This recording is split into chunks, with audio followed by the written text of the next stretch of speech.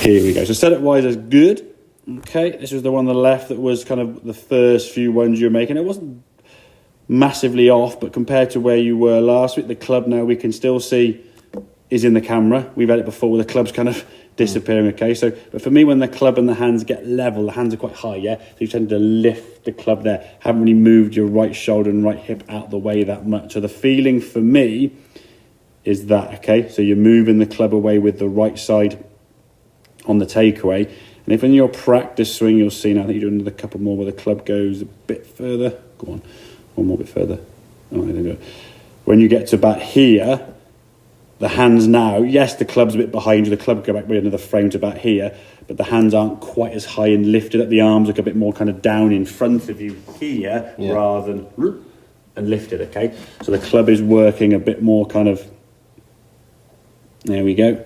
And then we get to the top of the backswing. That movement there now where your arms sort of just lift up a little bit, that will start becoming a bit less when you start moving the arms and the club around you more because you'll flatten off. Because from here now, you have to kind of steepen your arms into the goal. So that movement here now, this left arm in that position is going to cause a massive slice unless your club face is either slightly hooded or closed, or you've got a massive amount of hand-eye coordination time, which you do have.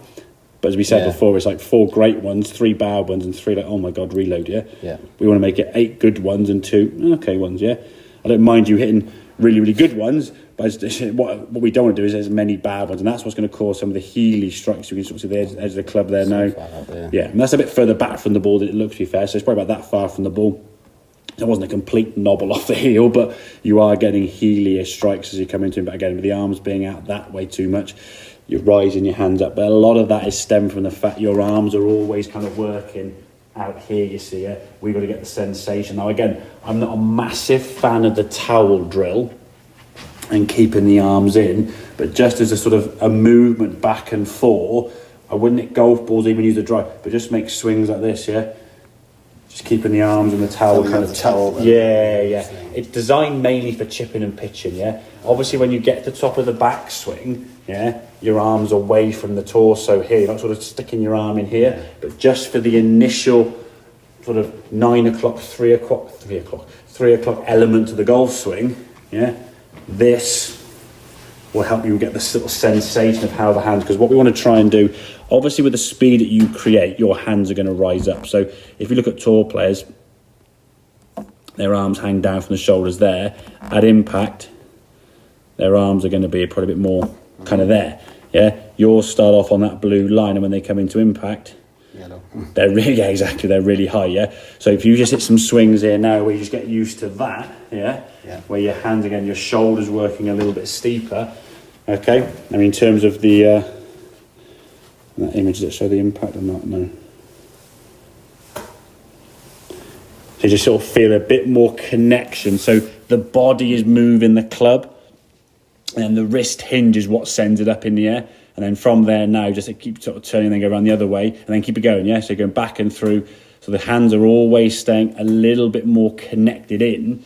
As I say, normally with the drive, I hate this drill because it just gets sort of too much T-Rexy arms, but just for that initial, because effectively this is designed for pitching, which you think about the length of swing you're making there now, you're only kind of swinging the club kind of to halfway back and through. So you're only really going to about here, and then swinging from kind of here halfway through, but just keeping those arms in, just getting the sensation of how your left arm and the chest kind of interact. The hanging back that you sometimes do almost is a needs must, because if the face is going to be that open, the hanging back helps you kind of, exactly, yeah. And that's why I said you hit some shots sometimes, you go, I don't know how I hit the ball that well, because you're not sure what the feeling is, and there's just too many variables. So, but as I said, when you film your swing, and I would suggest you filming it, just don't get despondent, because it's one of these elements in the golf swing that you'd swear blood. I did it. I'm sure I did it. I'm definitely. It's something you can see quite clearly. A lot of things in golf swings aren't as easy to see it visually from the human eye. So you go, well, okay, the ball flight's good.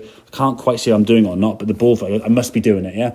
This one being a takeaway issue, you can see it's clear as day when that club whips behind you, can't you? It's just something you can see. The other drill you could do now. Do you hit balls down the range here, or do you tend to go? Where do you go in practice normally? St Andrews. St Andrews, okay.